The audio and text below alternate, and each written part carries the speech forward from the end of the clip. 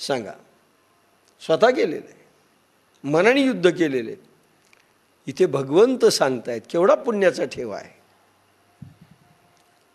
की चिंतामणी तुला सापडला आहे. सांगतायत ना भगवान, करून टाक. ना तरी जांभया पसरे मुख, तेथ अवचटे पडे पियुख. तैसा संग्राम देख पातलासे. किंवा जांभईमुळे तोंड उघडले असतात, त्यात अकस्मात अमृत येऊन पडावे, त्याप्रमाणे हा युद्ध प्रसंग तुम्हाला सहज लाभला आहे हे समज. सहज जांभई द्यावी, अमृताचे थेंब आत पडावे, किंवा गुलाबजामुन आत पडावा, असा ॲटोमॅटिक युद्ध प्रसंग लागला आहे. कारण भगवान पाठीशी आहे. अथ चेत्वमिमं धर्म्यं संग्रामन करिष्यसि, ततः स्वधर्मकीर्ती च हित्वा पापमवाप्स्यसि. आता तू या धर्मसंग्रामास जर न करशील तर स्वधर्म कीर्ती यांना मुकून पापाला जोडशील, तुला पाप लागेल. धर्मयुद्ध टाळशील तर पाप जोडशील, धर्मकीर्ती दोन्ही जाता, कोले फाडिती जय प्रेता. आता हायसा अभेरिजे, मग नाथिले शोचू बैसिजे, तरी आपण आहाना होईजे आपण पेया. आता हा ऐसा अभेरिजे. आता असला हा पावन संग्राम सोडून नाही त्याचा शोक करीत बसलास तर आपण आपलाच घातक होशील. आता असला पावन संग्राम सोडून नाही त्याचा शोक करीत बसलास, पुण्यमय गोष्ट समोर आहे आणि नको त्या गोष्टीचा शोक करीत बसलास. हे पहा, मुलीचं लग्न करायचं, कन्यादानाचं महान पुण्य मिळणार आहे. कन्यादानाचं पुण्य मिळणार आहे, पाहुण्यांना जेव घालण्याचं पुण्य मिळणार आहे, कन्या अर्पण केलेली तिचं पुण्य आहे. आणि बसले रडत. इतके रडायलेत की नाही आम्ही जाऊच देणार नाही पोरीला सासरी. काय होईल? कीर्ती जाईल. नाही बा, वरात परत आली का? आई ओक्सा बसून सारखी रडायली, नाही जाऊ देत म्हणली. चालेल? पाप लागलं का पुण्य? तसंच हे आहे. आता असला हा पावन संग्राम सोडून नाही त्याचा शोक करीत बसलास तर आपण आपलाच घात करशील. स्वतःचा आत्मघात होईल स्वतःच्या हाताने. म्हणजे आता ही गोष्ट आपल्यालाही लागू आहे. आपण हा रात्रंदिवस परमार्थ आणि प्रपंचामध्ये जे संग्राम करीत आहोत, हा पुण्यमयी ठेवा सोडून चांगला प्रपंच आणि परमार्थ करावा याच्या कला सोडून न प्रयोग करता जर तुम्ही करू लागले तर पापाकडे वळले, पाप केलं. हा, अच्छा, अर्जुनाला सांगायलेत का? नाही, आपल्याला पण सांगायलेत.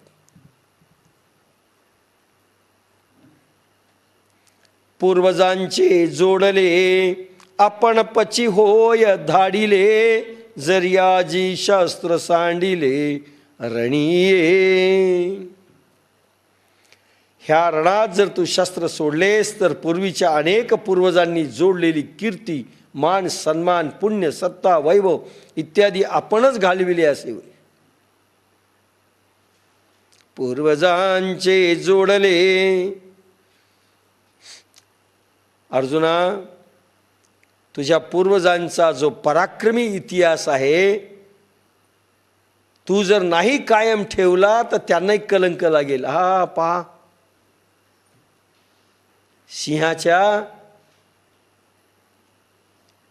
सिंहाच्या पोटी बकरी जन्मलं, असं नाही होणार. कलंक लागेल त्या पिढींनाही. पूर्वीच्या अनेक पूर्वजांनी जोडलेली कीर्ती, सन्मान, पुण्य, सत्ता, वैभव आपण घालविले असं होईल. आपलंही असंच होणार आहे. पूर्वजांचं पुण्य जर आपण हा मार्ग मिळाला आणि नाही जर केलं, आपण याच्यातच जर वळलो, त्यांची पण अपकीर्ती होईल नव्हे, त्यांचा रोष होईल. आणि ते देखील श्राप देतील आपल्याला. अरे तुमच्या रूपामध्ये काही पुण्य अर्जन करून आम्हाला तो ठेवा, आम्हाला मिळावा आणि आमचा उद्धार व्हावा, ती अपेक्षा करतात बरं का पूर्वज देखील आपल्याकडनं, की आमच्या पिढीमध्ये असा एक,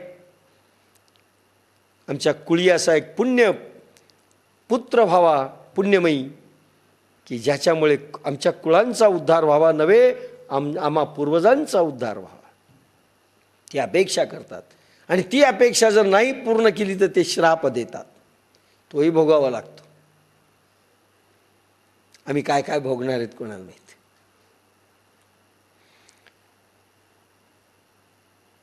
तरी असती कीर्ती जाईल, जगची अभिशाप देईल. पहा आलंच. असलेली कीर्ती तू आत्तापर्यंत केलं ते तर घालविलं गेलंच, पण जग देखील श्राप दिले. पहा, लहान लहान आपल्या घरची पोरं, येणारी पिढी देखील श्राप देणार आहे. योग्य समयी आम्ही त्यांना ठेवा नाही देऊ शकलो, शाप देतील. नाही आपण सुधारणा कोणामध्ये घडू शकलो, शापाचे भागीदार नक्की होऊ. आपल्याला वाटत असतं करू तर पुण्य, नाही केलं तर पाप नाही लागणार. तसं नाही. केलं पुण्य, नाही केलं पाप. सगळं उलट आहे.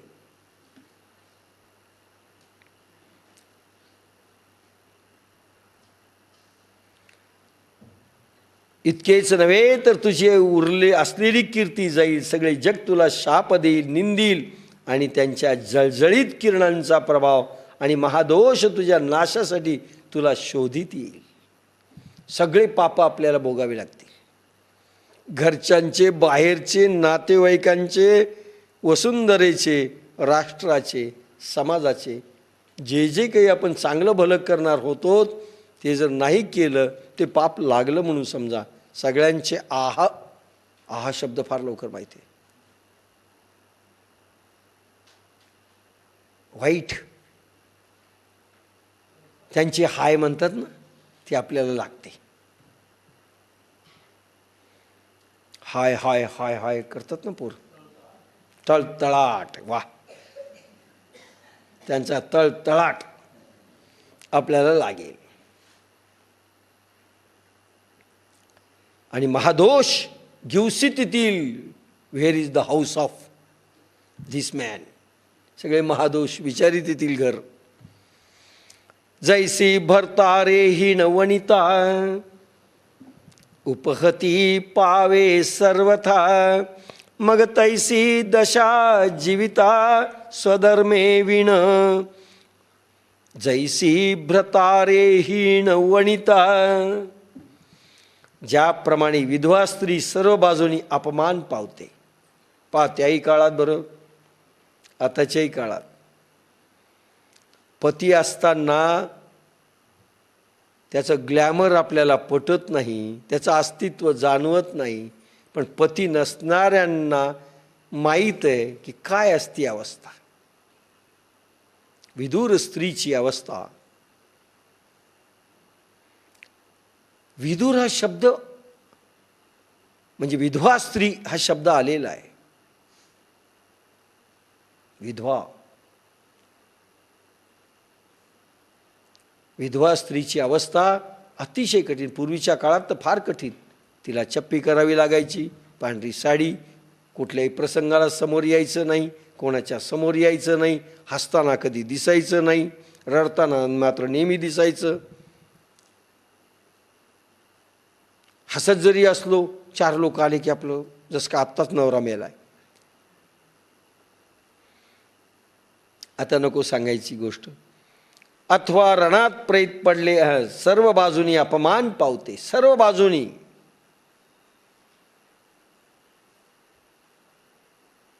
त्याप्रमाणेच निधर्म्याची, धर्महीनांची जीवनदशा होते. निधर्म्याची, धर्महीनाची जीवनदशा होते. प्रत्यक्ष दिसते. यावरून भावी भीषणता पाहावी, बाप्पासाहेबांनी लिहिलंय.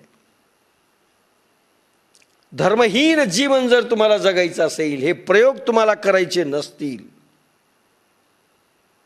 आणि सर्वसाधारण जीवजंतूसारखं जर आपल्याला रखडायचं असेल आणि करायचं असेल सगळ्या काही गोष्टी, तर अशी हीन अवस्था होईल की भीषण चित्रपट सध्या जे जगात चाललंय ते आपण पाहावं.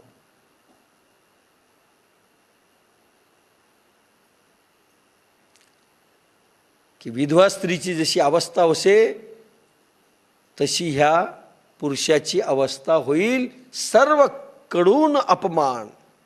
आपल्यालाही असंच आहे. नका तुम्ही करू हे सगळं. आपण पहा अपमान पावतोत की नाही क्षणोक्षणी. नाहीतरी सध्या चाललंच नाही. घरातही अपमान, बाहेरही अपमान चालूच आहेत. पण इतके कोडगे आहेत की आपल्याला त्याचं काही वाटत नाही.